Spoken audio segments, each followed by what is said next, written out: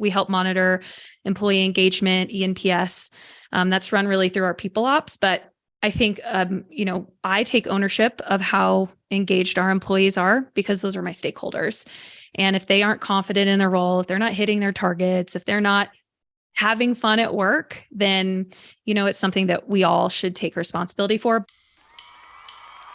Welcome to RevOps Rockstars, in pursuit of unicorns.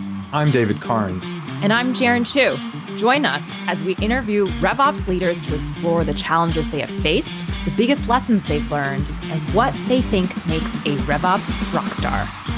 This show is brought to you by OpFocus, on a mission to help companies run their businesses better by letting you focus on growth while we scale your operations. Let's get this show on the road.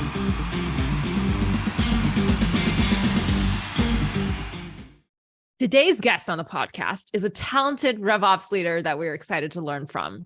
She entered the tech industry in early 2007 while playing in a cover band and working as an event coordinator. She's a talented salesperson, manager, mentor, and ops leader, and has held roles from inside to outside sales, leadership, sales ops, enablement. We've got the VP of Revenue Operations and Enablement at Spekit here today. Welcome to the call and welcome to the podcast, Laura Wheeler. Awesome. Thank you for having me. Excited. Amazing. Laura, you know that having been a listener of our podcast yourself, that we always love to start with kind of that big, juicy question, get some of your stories, maybe some scrapes that you've experienced before. And the thing we always want to learn about is what's something that you had to learn the hard way in your tenure working on RevOps. Yeah, there are multiple things, but the one that actually comes to mind the most is a saying that my husband likes to say, which is, when you move slow, you actually move fast. And back at a previous startup, we really moved way too quickly with processes that accumulated a lot of tech debt. So creating SOPs on top of SOPs, on top of automations, solving things with tools,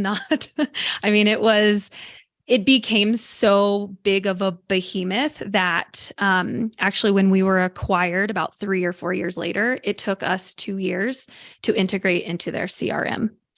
And there was a ton of headache around our sellers. They didn't understand, then how to do the processes or work backwards. But the mantra was always, oh yeah, we'll just fix it tomorrow. We'll just get through today, fix it tomorrow. And so I think now what I do is I try to approach let's just take a pause. I know we have to move quickly on this, but let's think about the long-term impact. So I know right now in my role, I'm not thinking anything about verticalizing territories, anything, but I want to make sure that the things that I'm doing will set myself up for success if we need to move quickly in the future for that. So among a myriad of things, I think that is probably the biggest scrape that you can have as a RevOps leader. I never want to do that again. I was at Trailblazer DX last week in San Francisco. Oh, yes. And I was actually leading two presentations. They were super circles of success on decluttering your org. And I should have had that quote handy for the group because we talked about a lot of different things, but I think that's really, really great advice. Yeah. I feel like you just have to kind of learn it the hard way. And so then when you come into a leadership position, it's something that you can actually instill with your team, whether you're managing people or you yourself are the sole RevOps person, but really taking that mantra has greatly helped in my future roles. You mentioned, Laura, that you're thinking a lot about long-term impact, and you don't have to think so much about things, more tactical pieces like territory planning, which is very important. And I think it goes to show that the organization you're in now obviously has a degree of maturity and size and established processes that affords that space. And I know we're going to talk about that in a little bit. When you reflect on that quote you mentioned your husband mentioning, when you move slow, you actually move fast, and balancing that sort of thoughtfulness with the speed you need to see in a business. How do you find that right balance? Because it does require both. Yeah. It is a juggle every day. And I think it's not really unique to this role, but it is highly, highly top of mind because RevOps truly is cross-functional. And so if we make a small decision, and I'll give an example, removing pricing from a website, like you would think, no big deal. There are several different departments or people or individuals or processes and automations that need to be put into place to either accommodate for that. And so, what I try to do is when we get a request like that, one is trying to understand, hey, what are we trying to do and what are we trying to achieve? And then is there potentially a better way to do it? And who are the people that will be impacted by that need to either be a part of this, whether you're adopting a DAISY model or you're actually just trying to move quickly. But yes, I think the balance between the fast pace that we need to iterate and move with the intentionality of the impact that the changes will have is something that honestly I have to remind myself and my team every day. So it's a struggle. So let's talk about the team since you just said the word. And more broadly, Spekit serves a number of industries. You have close to 150 employees. You took a Series B round of funding. I think it was 45 million back just over a year ago in January of 2022. Tell us about your RevOps team. What roles do you have in place?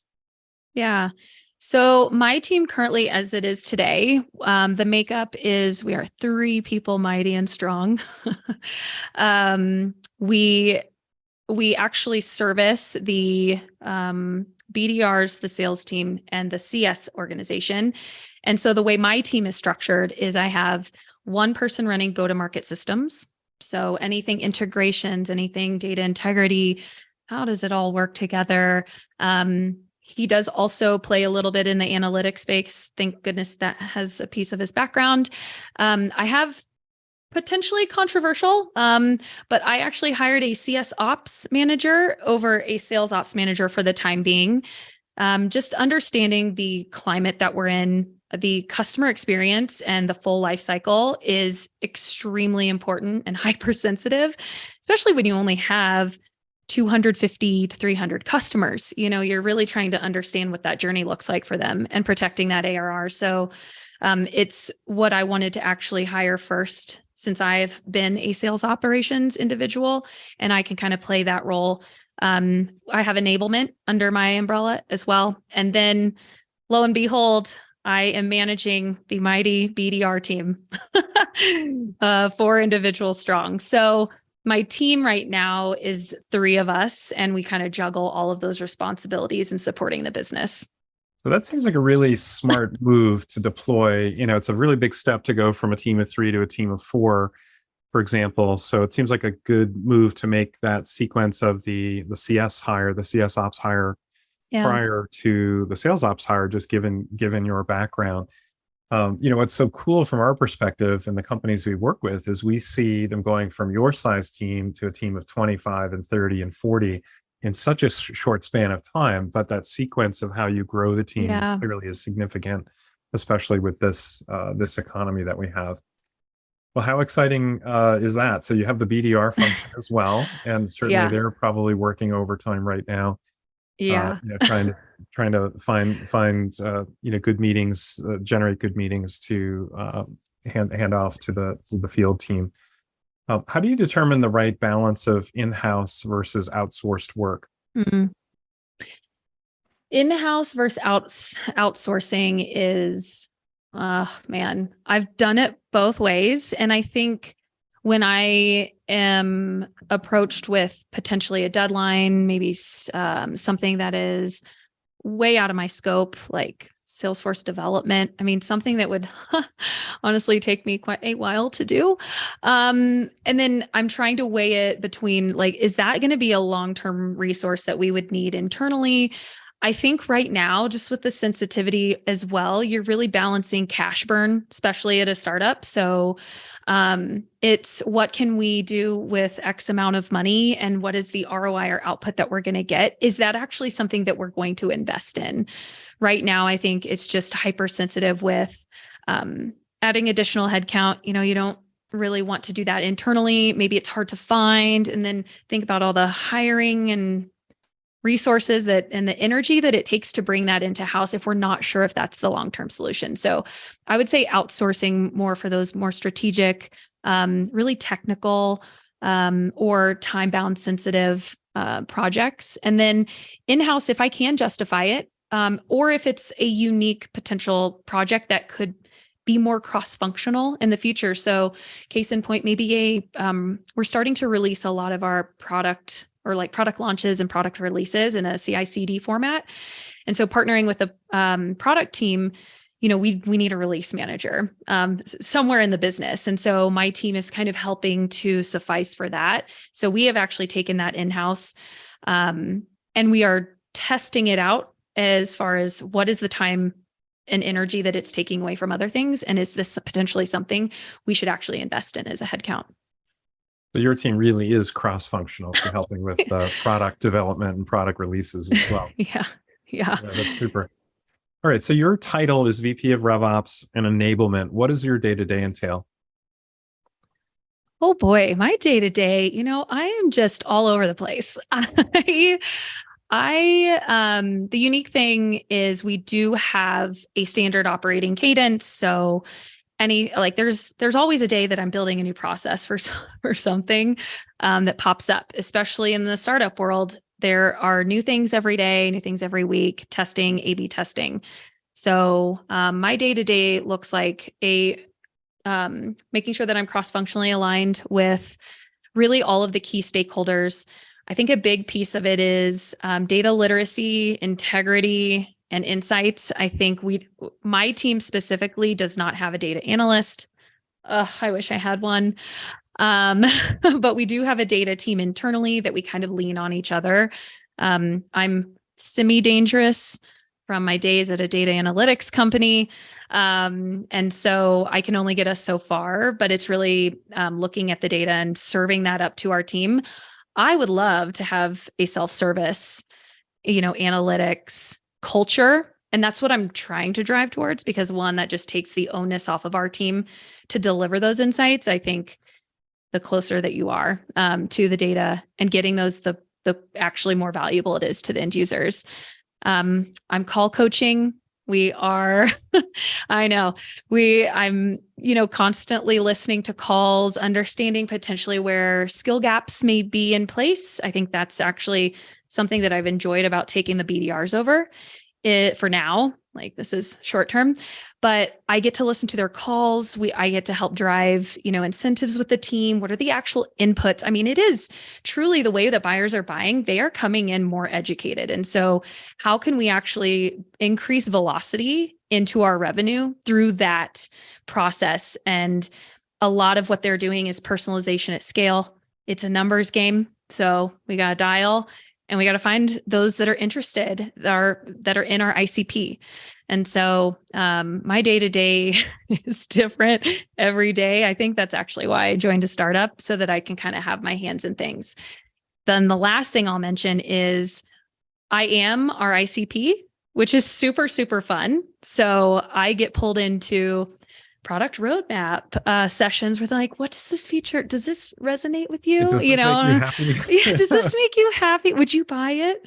And I'm, in messaging circles, and we're A/B testing, like, does this make sense? Not every, but prospecting emails or voicemails that I get, I actually forward it over to our BDR team. I say, hey, this resonates. This actually hits. Like, you should try this. Or don't ever ask me about the weather. Don't ask me about the weather. No. And so I think it's actually a really unique role to have that added to it, as I get to then really see our product full cycle as well. So it changes. It's fun for sure. Wow, that is super cool. So then how do you measure success? Oh, revenue. Are we hitting our revenue targets? No.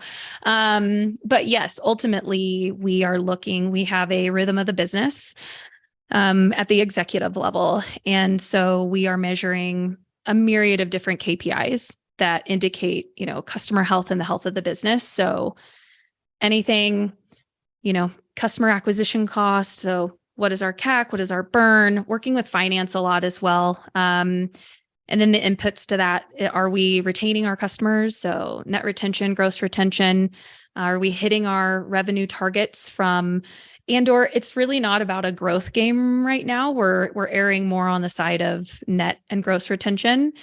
It's not really a grow at all costs anymore. And also the health of our employees too. So we help monitor employee engagement, ENPS. That's run really through our people ops, but I think, I take ownership of how engaged our employees are because those are my stakeholders. And if they aren't confident in their role, if they're not hitting their targets, if they're not having fun at work, then, it's something that we all should take responsibility for. But we do have those operating rhythm KPIs that we check either weekly, monthly, or quarterly. However, that changes. Laura, there was something that really stuck out to me as you were describing kind of your day-to-day and just the purview of your role. And I think we hear more frequently now BDR and SDR teams rolling up to marketing, compared to their traditional sort of sales position. I haven't yet met another RevOps leader who owns kind of that BDR function. And so a couple questions related to that. One is, how did you take on kind of that function? How did it land on your plate? And related to it is, I think managing a direct team of sellers requires a very different set of skills and different kind of thinking compared to kind of the strategy and the planning required to be successful, and even the analysis, right, required to be successful in a typical RevOps role. So walk me through a little bit, like, because you do mention, when measuring success, you've mentioned kind of internal team health. You've also obviously mentioned some of these classic SaaS metrics. It really does feel like you're doing a ton, right? How do you keep your day organized so that you can exercise both the, frontline manager role and the strategic analysis and planning that's required? Yeah. The way that I try to balance my day is, first I have a background in leading sales teams. So kind of is a little natural for me, it's like dipping my toe back in the pond. And so, as a revenue operations leader, the closer that you are to your stakeholders in understanding what they're actually doing day to day. I don't recommend being a frontline leader to really any RevOps person, but it's really been a gold lining for me to understand where we're falling short from a revenue operations perspective. So do they need a new tool to go find something? What are they missing or not in their messaging? How can we develop their skills more? What can we automate for them that's taking them too much time? And I think good revenue operations teams do that. But now that I'm forced to, because it's a team that I manage, it's been wonderful. I organize my time. I love organization. I love color coding my calendar, do not block overs. I also make sure that I make time for myself, but I am vigilant about my calendar. And I am vigilant about if there is something on the calendar, it has an agenda. It either has a pre-read, so we're not wasting time. We are an extremely asynchronous company. We hardly do anything in email anymore. Wow. And that's actually the culture that we've set up internally. We have operating calendars that are themed so that you as an internal employee or so can actually just toggle on and see cross-functional meetings so that you can either join or not based on your availability and if you need to stay informed. And so I would say I'm also kind of running more business operational excellence too with my counterparts internally because it just makes us more efficient. So those are just some small examples. Besides, I do work really hard too. So It's fun. You mentioned being a very asynchronous company, and you're also saying there's a lot of visibility internally for the meetings that the other departments or roles might take on.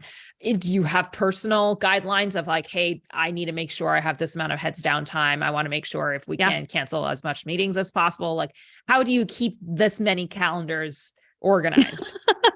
Yeah, there is a driver for every calendar, and usually they're the product or the owner of some sort of the theme. So I have a training and enablement calendar. We have a product release and launches calendar. We have an operating rhythm from the company. That's our all hands, our XYZs.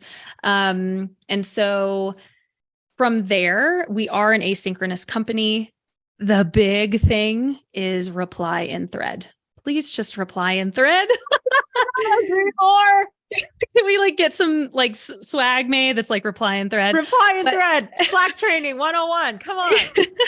And we actually, I didn't, but our people ops manager embedded that from the day you start. This is how you communicate internally. And I have pushed back, and we give ourselves permission. One, we have no meeting Fridays. And two is, if there is not an agenda on the, like in the invite, you have permission to not show up, because that just means that we're going to waste each other's time.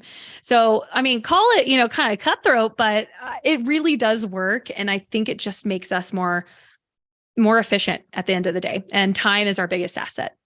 So. And it sounds incredibly intentional in terms of how you pull other people in as well. Yes. Right? If there's something you need others for, communicate clearly, communicate in advance. That's wonderful. Yes. Yeah.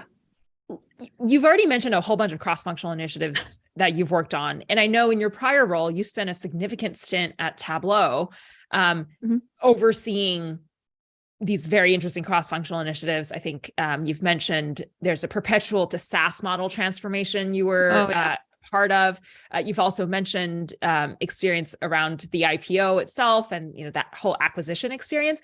Could you share a little bit with our audience here, our listeners, around what were some of those most notable cross-functional initiatives that you owned kind of outside of your traditional ops role? And what were the kinds of skill sets you felt like you needed or you developed as a result of that experience? Oh man, some of the cross-functional projects, there were so many at Tableau.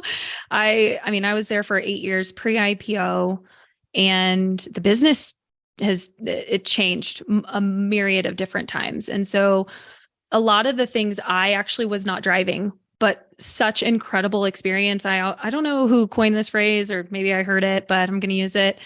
I feel like I got my business MBA at Tableau. Like I learned so much. We went from, I joined, it was like maybe 274 million in ARR. Actually, it wasn't even ARR because we were a perpetual business. And we had this goal in sight of $1 billion company. Everybody does, we changed teams internally. So our entire team structures, that was actually when I was on the sales team, but a part of that decision, we verticalized, we brought on partners. Some of the more cross-functional was when we planned a pricing change, it was extremely intentional. We wanted to make it very simple for our customers, but as they say, be a duck, very cool and calm, but it's just fluttering on the bottom. And there was a lot of research for what should our pricing and packaging be? What should doing a ton of customer research.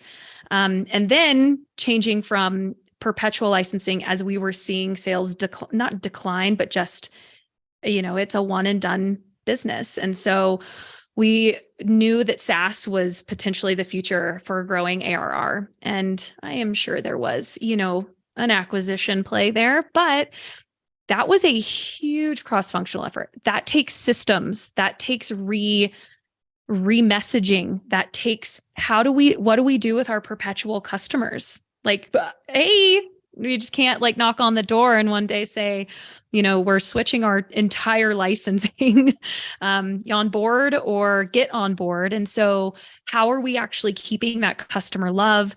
How are we preparing our teams to message this to our new customers? And then enablement and sales team structures, everything changed. So a ton of things there that, and then, a myriad of things after. But that one was actually a really big one where it was truly all hands on deck. And I learned a lot just having a seat at the table.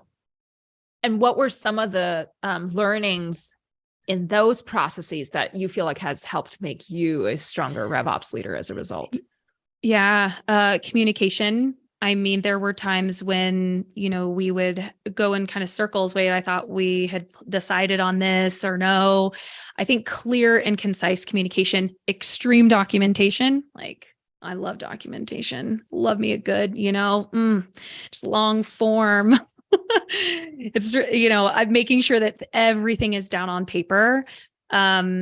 And I think there's an element of that I take with me to the enablement side of always leading with the why, because if you don't have your people behind you or the company behind you in understanding why you are making this change, then ultimately people won't understand, they won't adopt, they will revert, they won't, do the things. And so it was really important to see how they handled.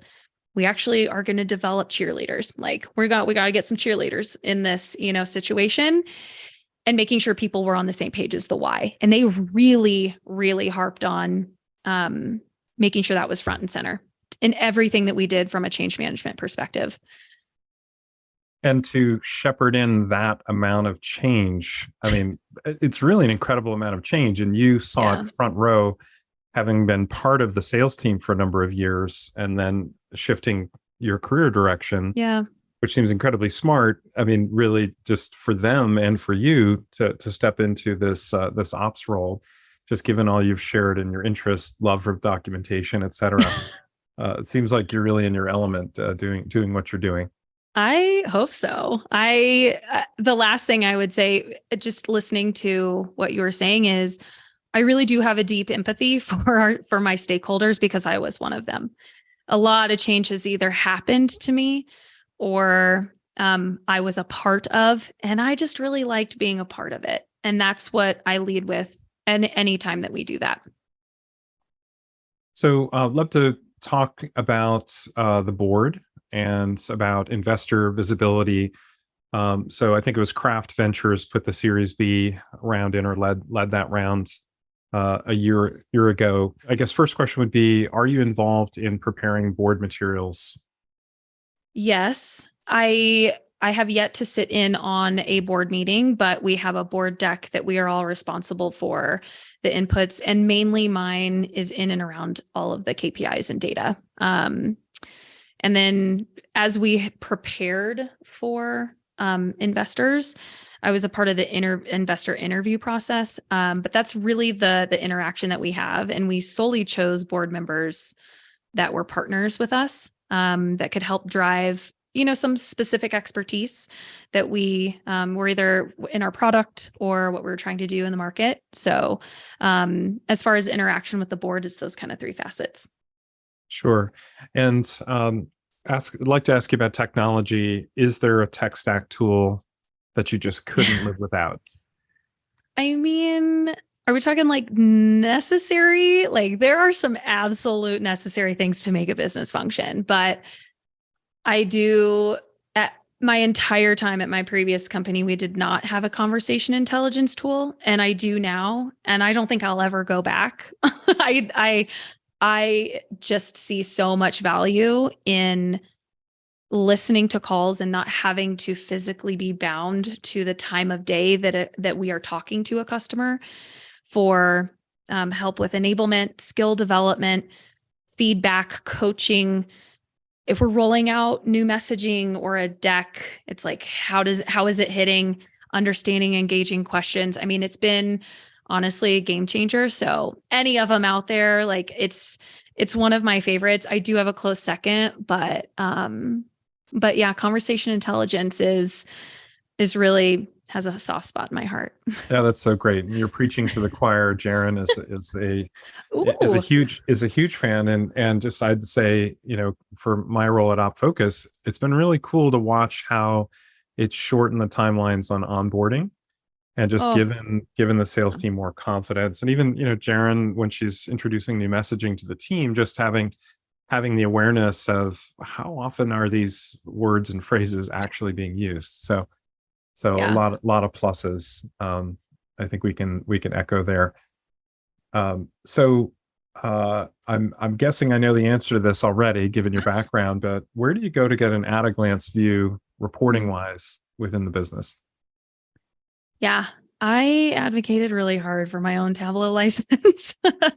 And the sole reason is that data can exist anywhere, honestly. Like, it's all around us. And there are limitations of just using in-application analytics. And so I do have a dashboard that is just weekly rhythm of the business, weekly KPIs that I like to go in and do some like really deep analytics on. And actually Tableau allows me to do that because it's very user friendly. And I did work there.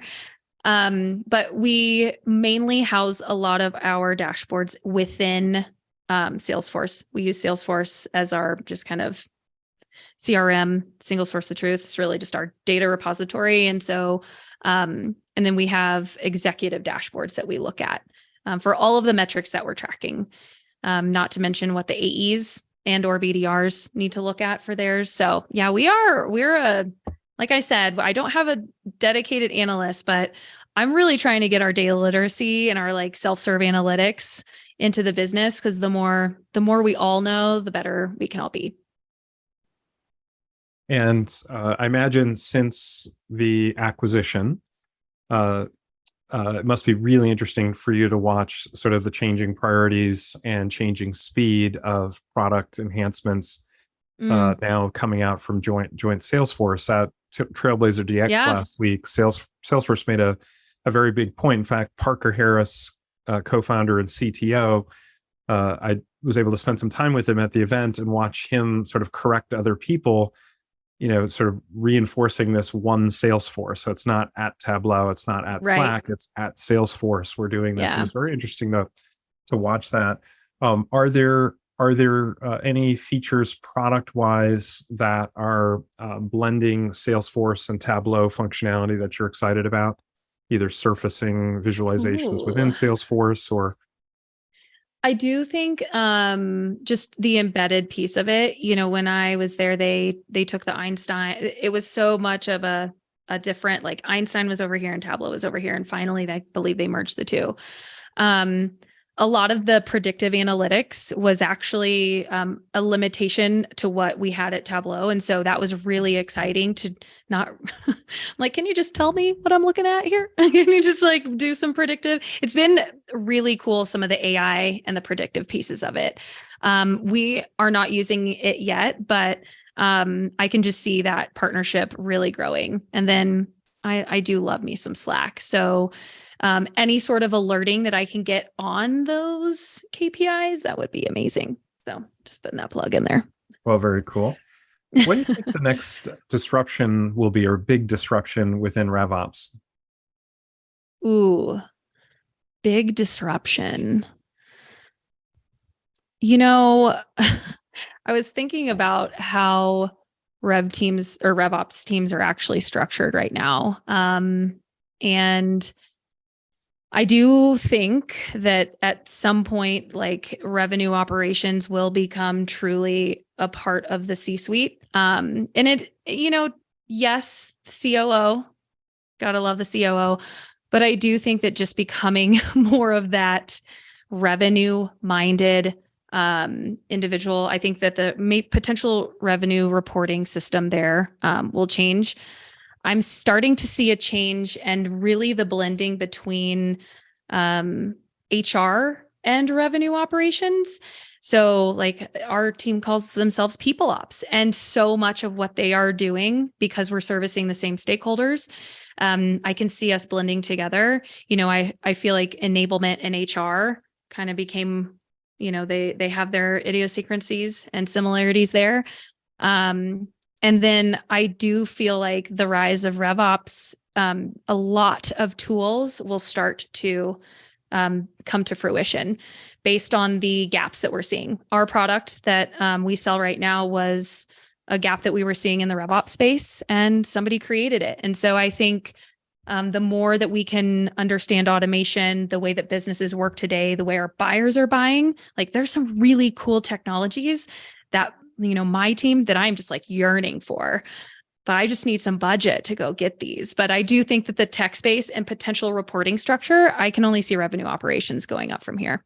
Yeah, that's so interesting. And I think we're seeing that with other guests on the podcast, and then just seeing the trends on where people are going after a VP of RevOps role, sort of what else they're stepping into. I was curious last week. So again, at Trailblazer DX, it's sort of sounding like, so this one time at band camp. So last week at Trailblazer DX, they rolled out Einstein GPT, and it was sort of interesting. Mm-hmm. It's not GA yet. We've got a few more releases before we'll see that, but the examples that they gave are pretty intriguing as to how this will fit in. It's sort of like telling the system, go make me a ham sandwich. People are giving examples, go write this example of code, go create this flow within the system. It's going to be interesting to see where that goes and how that affects the structures of the teams as well. Yeah, I would, I'm actually very curious about, we are in the RevOps world of documentation and standardization, and I'm curious what ChatGPT will do for that. The documenting portions of it, that's just so super boring, but we have to have them. And I'm curious if it will come into play there, which I am sure that it will. We're already seeing it with content creation. Write me this battle card. How do I do this pitch? Make this. We've used it in some of our, sales engagement marketing emails. Like, let's just try it out. Let's be a little cheeky. It is very interesting. So yes, you bucket that into the technology. I do believe that RevOps can use. That's brilliant. I'm loving some of these ideas, because we're hearing, I think one of my sales team members a couple of weeks ago said he received his first lead that came through, like a referral that came through ChatGPT. Apparently, one of our prospects had typed in, hey, give me the top however many, Salesforce consultants out there with some parameters in there. And we were one of those, names that came up. And so they reached out, and I thought that to be so cool, because I knew it was a possibility, but the fact that it's already starting to do it, and how, like you said, battle cards, email subject lines, different kinds of copy for sales outreach. I mean, it's very real. In our marketing team, we've started to experiment with how do we make some of that, for example, our post-podcast blog recaps more easily ChatGPT generated, or just machine generated, so we can save time with the writing and editing. I think the implications for RevOps are still very lightly explored, and it is absolutely a huge opportunity. Just considering how explosive this technology has been just in the few months we've had it. Yeah, that's fascinating. By the way, speaking of how buyers buy, man, I didn't even think of that. I'm writing that down. Yeah, that was surprising. Laura, I want to learn more about you, because you've shared some incredible experiences thus far in some really fast growing businesses. You've done really all sorts of things throughout the go-to-market organization. So I want to explore just kind of how you got to where you are. You're currently based out of Santa Fe, New Mexico. And you got your BA in Mass Comm and Media Studies from Missouri State University. Prior to this role, we've talked about Tableau quite a bit. You were director of sales ops at Tableau, and you spent 8 or so years in different kinds of roles, including sales, like you mentioned there. So walk me through in terms of how you actually landed at Spekit and why Spekit. Oh man, how much time do we have? Just kidding. My revenue ops journey has been, I would say it started, I started in tech actually in 2005-07, great year to start tech. And slowly made my way into all of those roles, and like each role dovetailed within my next role. So as a stakeholder, as a seller, A quota, what? I was more interested in, well, how is that made? Who made that decision? How can we do this better? And so I think I discovered I really enjoyed solving the problems of the business more than just like running, into a quota and selling, which is fine. And I feel like in the camp of RevOps, maybe you come up through either one of those channels, whether you're in more on the analytical finance world or you're coming up through sales and you have a lot of that empathy. I was actually asked to build an America's enablement team. And that's actually how I got into enablement. Like literally had some incredible peers within the business that got me up and running very, very quickly. And so with those two combined, like I feel that they were so integrated within each other. One is understanding what's happening in the business. How can we be more efficient? XYZ. And on the other side, enablement saying, your team can learn these skills, can do these things. Let me help you. And those were so synergetic that it seemed like the natural fit to go look for that. Case in point, how I made it to Spekit. We were actually rolling out a new forecasting methodology. Everybody loves a new forecasting methodology. And our plan for enablement, and this is 600 or 800 sellers, like a bunch of individual contributors, was to train them in a live training outside of Salesforce.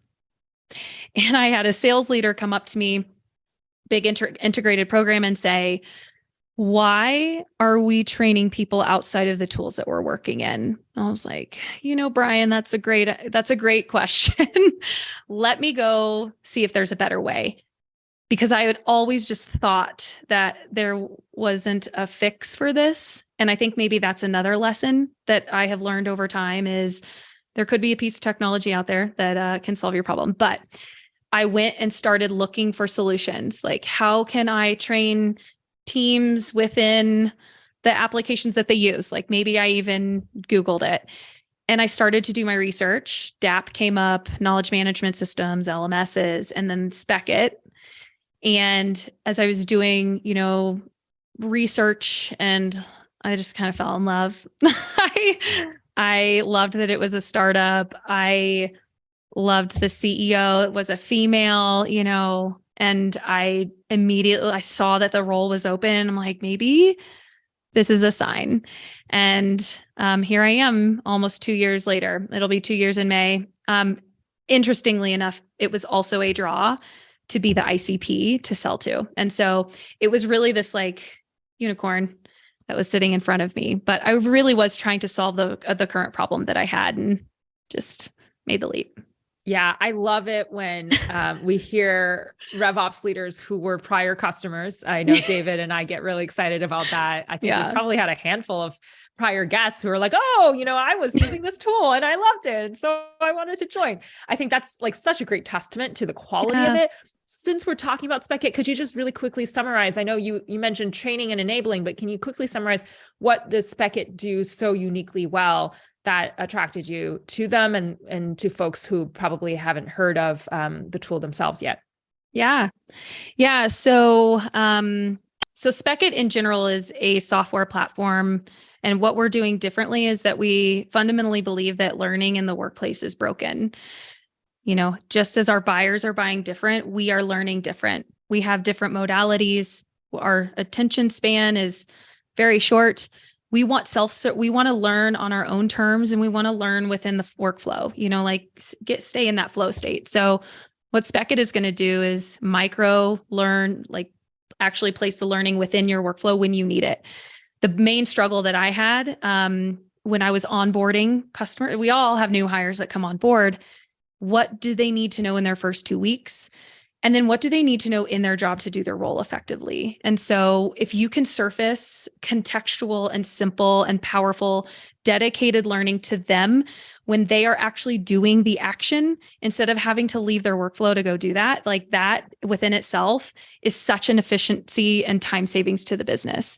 There's less frustrated, where can I go for this? There's less I'm getting pings on where can I find this resource or who needs to approve this. It really helps the process move more quickly. and it empowers the learner within their workflow so they don't have to leave it. So it was pretty amazing to see it in action. And it's really, we're trying to change the way that learning cultures are being developed at organizations. You just brought back a memory for me of 30 years ago being out on a golf day for one of the software companies I was working for.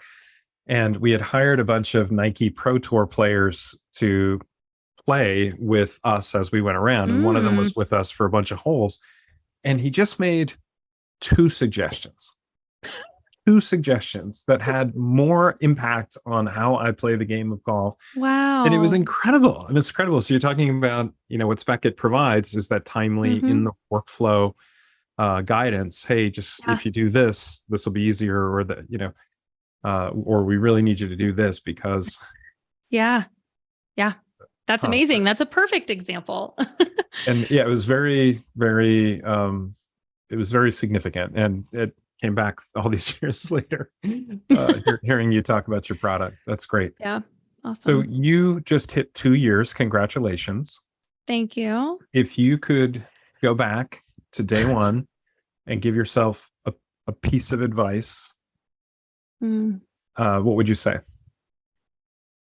Well, this one's probably unique to the environment that we're in, but I don't think any of us could predicted that grow at all costs would come with a super cost. We really leveraged hiring people to drive the business forward instead of really taking that moment to slow down. So maybe I didn't really learn my lesson the first time, but I did this time, to slow down and think, what can we do differently internally? I mean, we had just gotten all of this funding and great. And it's, it seemed like at the time that was the right decision. And it was a cross-functional decision, but when you're doing headcount planning, you can't really anticipate the economy taking a slight bit of a turn. So I would just say, focus on understanding the current state first. Like I started in like May 3rd. And that following week she was like, "Hey, can you plan our headcount for the next 2 years?" And I'm like, I'm sorry, what? I don't know anything about the business yet, and in hindsight, I think I would have really started to deeply uncover a lot of what was in the business and where we could have made more pivots. So that's really great advice and really great reflection. And I remember one of our prior guests mentioning how, even in the uncertain economic headwinds that we're in, let's not even mention kind of the financial situation that we've seen happen in the last week or so with all of the bank changes. I think the way to frame it really is that this is an opportunity for us to, like never before, identify efficiency and identify waste, in a very lean process sort of way. And instead of, like you said earlier, growing at all costs, growing through just pure headcount addition, how do we get better at growth so that we don't need to put in the same amount of input to get the output we have? So I love that reflection you've gotten. It's, I think, only possible when we've got some interesting challenges in the environment. Yeah, I can say life as a RevOps leader right now is not easy, but it's not fun. So to any of those RevOps leaders out there, like, hang in there. You got this. So Laura, looking back through your LinkedIn profile, you've had some pretty amazing roles over the years, starting with campus recreation manager. That's a pretty cool role way back when. I'm really curious what's next on your career bucket list. Ooh, career bucket list. Probably the natural answer would say I would like to be a COO, but honestly, I think it might be time to maybe dive into a passion. So I'm thinking two different ways. One, I have an incredible group of individuals that I met through the enablement, my enablement time. And I feel it's very on brand right now to go into consulting. So maybe bringing all of our strengths together and potentially coming together to consult on operations and or enablement, or own a thrift store. Like, honestly, I love thrifting. So, or spin instructor, or I could just start my own karaoke business. So really, yeah, any road that we choose right here, right now, those could be any options. I'm trying to think of a way to combine all that, and I can't. I know.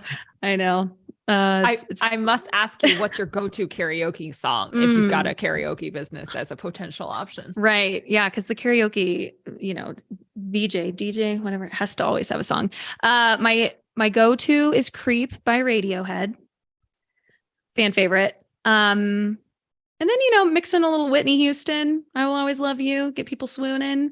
You always end with Journey, Don't Stop Believing. So myriad of different things in there. But yeah, do you all have a karaoke song? I suffered in my early years. So I lived in Japan for a number of years. And when I first moved to Japan, the karaoke machines seemed to only have Elvis Presley. And any group that I was part of needed to have the Foreigner sing an Elvis Presley song. And I didn't know any of them. I was too young I'd heard them, I guess, but while I was there, the upgrades to the machines were incredible, and there were like U2 songs in the machines by the end, and that was pretty current. So that was kind of cool to see that real time that change. But I guess it's been a long time. How about you, Jarin? I think my go-to might be some fun pop options that people can hum along. I'm a big fan of Ariana. Like, I think her voice is amazing. They're so fun to sing. So I definitely echo with that. I love that you've got your bookend songs to get the party started and party ending. And, hearing what you said about thrifting, spinning, and karaoke, I could definitely see an experiential business where you combine all three, right? Like you've got different ways to bring in your aerobics. Singing requires a lot of exercise, right? So it does. That together, you got a thrift store in the front for folks to be able to pick out outfits, karaoke booths. I love this. You're a genius. Okay, we're talking after this. I hadn't thought of a way to tie those together, but that's it, Jarin. That's awesome. All right. Last but not least, Laura, you've shared so much great learning on this podcast, and obviously you've evolved and moved into different roles. You've seen what it looks like to be in a rocket ship, that becomes a unicorn. Where do you typically turn to for your RevOps learning? And are there folks that you've kind of encountered along the way where you're like, hey, they would actually make for a great guest to be on this podcast? Ooh, yeah. The RevOps community in general is just so gracious. I think because I wouldn't say it's in its infancy, but it is just developing at all different angles.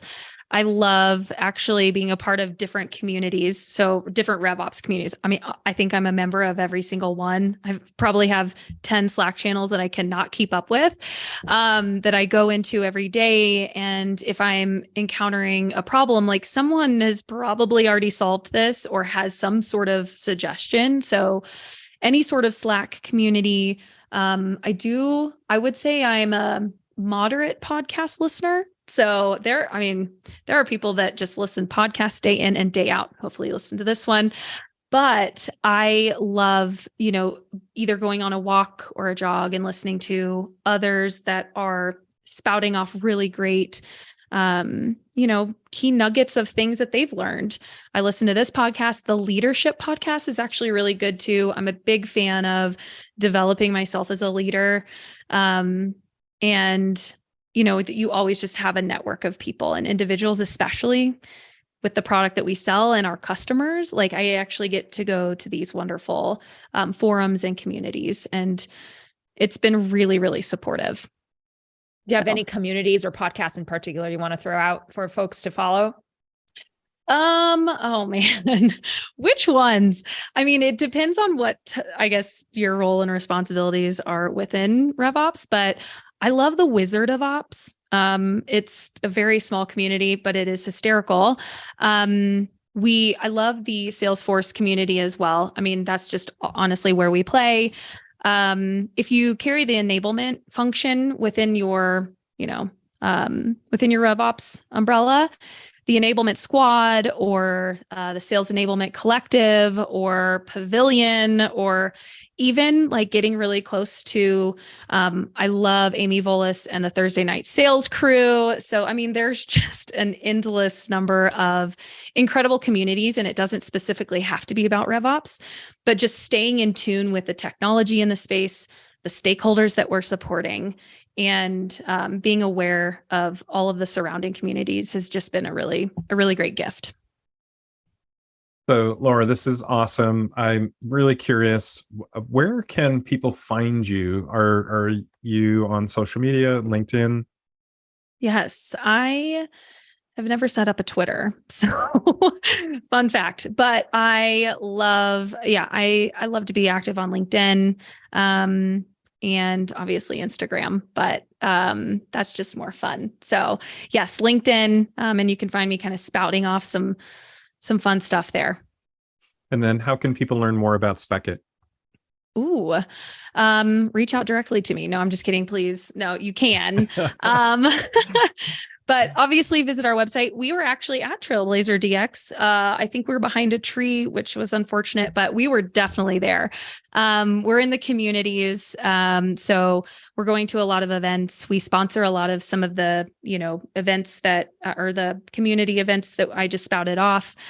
We have a hackathon coming up. I even have a webinar tomorrow. So I know. But you can find Spekit just on our website. It's www.spekit.com, and start to peruse and browse from there. But you can always reach out to me too. Well, Laura, it's really been a pleasure to have you on the podcast. I feel like I've learned so much, and certainly reflecting on your background, it's so interesting to hear of all these different experiences and how they've woven together to bring you to Spekit as a almost perfect customer and perfect ops leader within the organization. Thank you so much for joining us on the podcast today. Well, it was my pleasure. This was very, very amazing fun. I appreciate you both. So thank you so much for having me. And I'd also like to, of course, thank our audience. If you have a favorite karaoke song you wish to let us know about, or a favorite RevOps community or podcast you'd like to share, please follow RevOps Rockstars on LinkedIn. Subscribe to us on any of your usual podcasting channels. We'd love to hear from you. And of course, thank you again, Laura, for being such a great guest and sharing amazing stories today on the podcast. And this has been another exciting episode of RevOps Rockstars. See you next week. Stay classy, Rockstars. And that wraps up another episode. Thank you so much for joining us. For show notes and other episodes, visit RevOpsRockstars.com. RevOps Rockstars is sponsored by OpFocus. Visit opfocus.com to learn more about how OpFocus helps SaaS companies scale their revenue operations.